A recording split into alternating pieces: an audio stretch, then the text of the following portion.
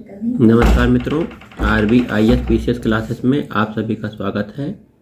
देखिए, IAS mains में पूछा गया यह महत्वपूर्ण प्रश्न जो कि मुख्य परीक्षा के साथ साथ प्री परीक्षा की भी तैयारी करवा देगा। प्रश्न आपके सामने है। संविधान में संशोधन करने की संसद के स्वैच्छिक अधिकार पर भारत का उच्चतम न्यायालय नियंत्रण रखता है। समालोचनात्मक विवेचना कीजिए। The Supreme Court of India keeps a check on arbitrary power of parliament in amending the constitution. Discuss critically. उत्तर है भारतीय संविधान विश्व का सबसे विशाल एवं लिखित संविधान है, किंतु इसकी विशेषता यह है कि लिखित होते हुए भी यह अनम्य या कठोर नहीं है। इसमें नम्य और अनम्य दोनों विशेषताओं का अद्भुत समन्वय है। संविधान के भाग 20 के अनुच्छेद 368 में संविधान संशोधन की प्रक्रिया वर्णित है। संसद द्वारा संविधान में संशोधन की 3 पद्धतियां बताई गई हैं। एक साधारण बहुमत से संविधान संशोधन होता है, दूसरा विशेष बहुमत द्वारा होता है और तीसरा विशेष बहुमत एवं आधे राज्यों के विधानमंडलों की स्वीकृति के द्वारा संविधान संशोधन किया जाता है। वहीं संविधान में संशोधन से संबंधित संसद के अधिकार एवं न्यायालय के अधिकार के मध्य एक सामंजस्य बनाने का प्रयास हमारे संविधान में पहले से ही उपलब्ध है।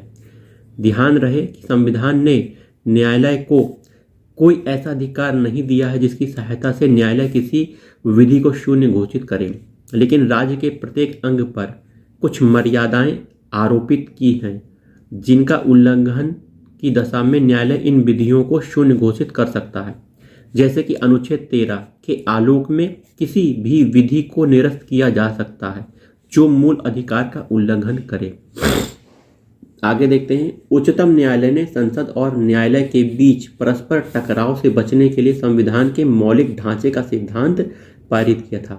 संविधान का मौलिक ढांचा केशवानंद भारती केस में निकल के बाहर आया था, केरल बना, ठीक है, 1973 की बात है। देखिए, केशवानंद भारती मामले में 1973 में सुप्रीम कोर्ट की 13 न्यायाधीशों की अब तक की सबसे बड़ी पीठ ने मौलिक ढांचे और संविधान की सर्वोच्चता को स्पष्ट किया और बताया कि संसद संविधान में ऐसा कोई संशोधन नहीं कर सकती जो संविधान के मौलिक ढांचे को प्रतिकूल प्रभावित करता हो। साथ ही न्यायिक पुनरावलोकन के अधिकार के तहत न्यायपालिका संसद द्वारा पारित संविधान संशोधन को जांच करने हेतु स्वतंत्र है। आइए आगे देखते हैं। संसद ने इस मूल ढांचे के सिद्धांत की प्रतिक्रिया में 42वां संविधान संशोधन अधिनियम पारित कर यह प्रावधान कर दिया कि संसद की विधायी शक्ति की कोई सीमा नहीं है और किसी भी संविधान संशोधन को न्यायालय में चुनौती नहीं दी जा सकती। इस प्रावधान को उच्चतम न्यायालय ने मिनर्वा मिल मामले 1980 में अमान्य कर दिया था, क्योंकि इसमें न्यायिक समीक्षा के लिए कोई स्थान नहीं था, जो कि संविधान की मूल विशेषता है। आगे देखिए। इस प्रकार सर्वोच्च न्यायालय न्यायिक समीक्षा तथा संविधान के मूल ढांचे की संकल्पना के आधार पर संसद पर युक्तियुक्त निर्बंधन आरोपित करता है। इस मूल ढांचे के अंतर्गत संसदीय एवं लोकतांत्रिक प्रणालियों के मूलभूत लक्षण विद्यमान होते हैं, जिनकी व्याख्या उच्चतम न्यायालय समय समय पर आवश्यकता के अनुसार करता है। इनमें कुछ है: संसदीय प्रणाली, संविधान की सर्वोच्चता, शक्तियों का पृथक्करण, न्यायिक समीक्षा इत्यादि। प्रश्न आपके सामने है। हिमालय भूस्खलनों के प्रति अत्यधिक प्रवण है, कारणों सहित विवेचना करना है तथा अल्पीकरण के उपाय को सुझाना है। The Himalaya are highly prone to landslides. Discuss the case and the suggest suitable measure of mitigation. ठीक है, ये प्रश्न आपके सामने है। इसका उत्तर है, देखिए, भूस्खलन की परिभाषा सबसे पहले देखते हैं। भूस्खलन से तात्पर्य है कि भूमि या स्थल खंड का कोई भाग ढाल प्रवणता अथवा पृथ्वी के गुरुत्वाकर्षण के प्रभावाधीन नीचे की ओर मलबे के रूप में सरक जाए। भूस्खलन से बड़े पैमाने पर जनधन की हानि होती है, जैव विविधता को नुकसान पहुंचता है। कभी कभी भूस्खलन आपदा का भी रूप ले लेता है। आइए हिमालय क्षेत्र में भूस्खलन होने के क्या कारण हैं, इस पर चर्चा कर लेते हैं। हिमालय क्षेत्र में दिन प्रतिदिन भूस्खलन की घटनाएं घटती रहती हैं। इन क्षेत्रों में भूस्खलन के प्रति अत्यधिक प्रवण होने के निम्नलिखित कारण हैं। हिमालय एक नवीन वलित पर्वत है। इसमें निरंतर उत्थान की प्रक्रिया चल रही है। इसके चलते हिमालय की चट्टानें अभी ढीली संरचना की हैं, जो अच्छे से सुगठित और समायोजित नहीं हो पाई हैं। इसके कारण भूस्खलन की घटनाएं घटित होती। पहला हो गया। अब दूसरा कारण भूस्खलन का, हिमालय क्षेत्र अत्यधिक भूकंपीय प्रवण क्षेत्र में आता है। यहाँ पर भूकंप ज़्यादा आते हैं। यहाँ पर अभी भी प्लेट विवर्तनिक क्रिया के अनुसार इंडो ऑस्ट्रेलियन प्लेट का यूरेशियन प्लेट में क्षेपण हो रहा है। इसके चलते पृथ्वी की भूगर्भीय चट्टानों में हलचल होने से भूकंप की उत्पत्ति होती है तथा भूस्खलन की घटनाएं घटित होती हैं। हिमालय क्षेत्र में वर्षा के दिनों में भूस्खलन की घटनाएं बृहद पैमाने पर घटित होने लगती हैं, क्योंकि वर्षा के चलते मृदा सर्पण सॉइल क्रीप की घटनाओं में वृद्धि होने से चट्टानें ढीली हो जाती हैं तथा नीचे सरक जाती हैं। अगला कारण है, हिमालय क्षेत्र में भूस्खलन के कारणों में बादलों का फटना भी एक महत्वपूर्ण कारक है। इसके अंतर्गत कम समय में तीव्रता से अत्यधिक मात्रा में वर्षा होती है। इसके प्रभाव से जल के तेज प्रवाह को चट्टानें सहन नहीं कर पाती तथा ढीली होकर भूस्खलन की क्रिया को जन्म देती हैं। मानवीय क्रियाकलाप से भी हिमालय क्षेत्र में भूस्खलन को बढ़ावा दिया है। इन क्षेत्रों में आधारभूत संरचना के निर्माण, सड़क, बांध, भवन के कारण चट्टानें कमजोर पड़ गई हैं, जिसके चलते भूस्खलन की क्रिया में वृद्धि हुई है। इन क्षेत्रों में बड़े पैमाने पर वनोन्मूलन ने भूस्खलन को बढ़ावा दिया है। भूस्खलन रोकने के उपाय, हिमालय क्षेत्र में भूस्खलन रोकने को उत्पन्न करने वाले प्राकृतिक कारकों को रोका नहीं जा सकता, परंतु उसके प्रभाव को कम किया जा सकता है।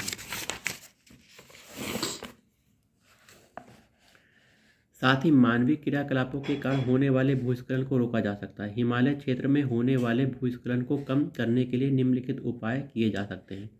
हिमालय के संवेदनशील क्षेत्रों में होने वाली खनन प्रक्रियाओं पर रोक लगाई जाए।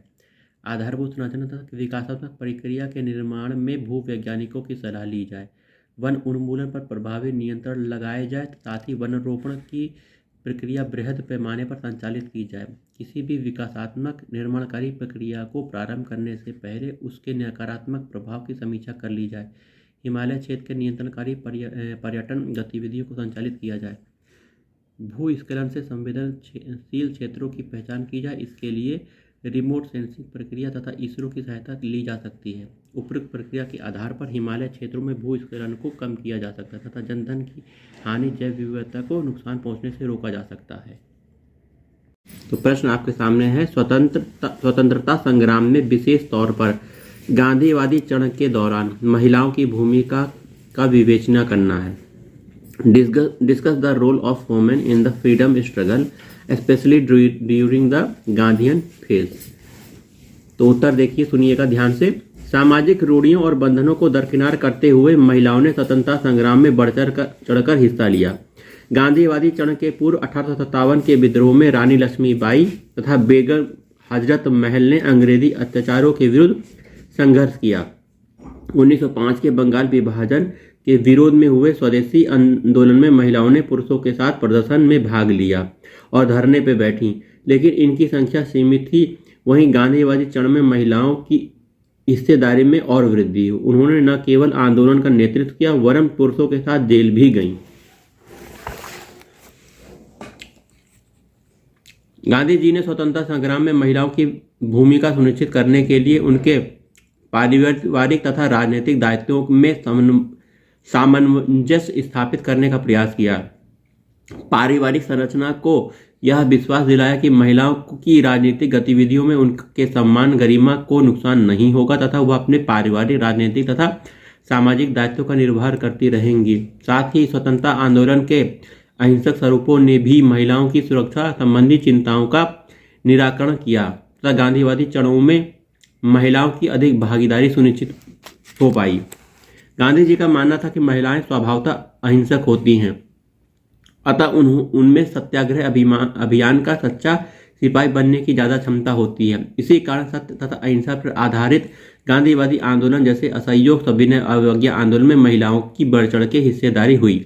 सविनय अवज्ञा आंदोलन में महिलाएं विदेशी कपड़ों तथा शराब की दुकानों पर दृढ़तापूर्वक धरना देती थीं।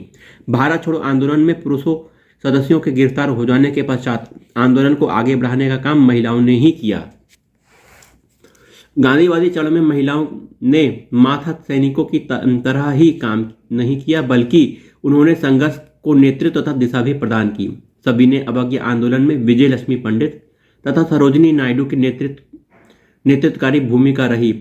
संयुक्त प्रांत में कमला नेहरू ने कर न दो लगान न दो अभियान का नेतृत्व किया। भारत छोड़ो आंदोलन के समय अरुणा आसिफ अली, सुचेता कृपलानी ने भूमिगत कार्रवाई के दौरान संगठन को मजबूती प्रदान की। इसी आंदोलन के समय उषा मेहता कांग्रेस रेडियो की महत्वपूर्ण सदस्य थीं, जिन्होंने नेतृत्वहीन जन आंदोलन में लोगों को महत्वपूर्ण सूचनाएं पहुंचाने में बड़ी भूमिका निभाई। हर वर्ग तथा संप्रदाय की महिलाओं ने गांधी जी के साथ संघर्ष में हिस्सा लिया। विजय लक्ष्मी पंडित, कमला नेहरू समृद्धशाली वर्ग से आती थीं, तो भारत छोड़ो आंदोलन में तिरंगा फहराने वाली मातंगिनी हजारा गरीब वर्ग से थीं। स्वतंत्रता संग्राम में सांप्रदायिक शक्तियों के उद्भव के बावजूद बेगम साफिया अब्दुल वजीद और रेहाना तैयब जी जैसी मुस्लिम महिलाओं ने गांधीवादी चरण में स्वतंत्रता संग्राम में हिस्सा लिया। सविनय अवज्ञा आंदोलन के समय यद्यपि मुसलमानों की भागीदारी में पहले से कमी आई, लेकिन उच्च वर्गीय मध्यवर्गीय मुस्लिम महिलाएं अभी भी सक्रिय थीं। गांधी जी ने संघर्ष तैयारी और संघर्ष की रणनीति अपनाई, जिसमें सक्रिय संघर्ष के बाद रचनात्मक संघर्ष का एक चरण आता था। इसके मुख्य पहलू थे हिंदू मुस्लिम एकता प्रबल, महिला शिक्षा का प्रसार, मद्य निषेध कार्यक्रम, अस्पृश्यता जैसी सामाजिक कुरीतियों को दूर करना इत्यादि। महिलाओं ने इस चरण में भी सक्रिय भूमिका निभाई। रेहाना तैयब जी ने छुआछूत, बाल विवाह की कुरीति के विरुद्ध जन जागरूकता फैलाई। दुर्गाबाई देशमुख ने आंध्र महिला सभा की स्थापना कर महिलाओं में जागरूकता तथा शिक्षा का प्रसार किया। स्वतंत्रता संघर्ष में गांधी जी के आगमन के पश्चात महिलाओं की भागीदारी में वृद्धि हुई, लेकिन यह वृद्धि समाज की उच्च वर्ग तथा उच्च मध्य वर्ग की महिलाओं तक सीमित रही। नेतृत्व के स्तर पर दलित और आदिवासी महिलाओं की संख्या नगण्य थी, लेकिन इन सब के बावजूद स्वतंत्रता संघर्ष में गांधीवादी चरण में महिलाओं ने भागीदारी कर सार्वजनिक जनजीवन में अपना स्थान बनाया।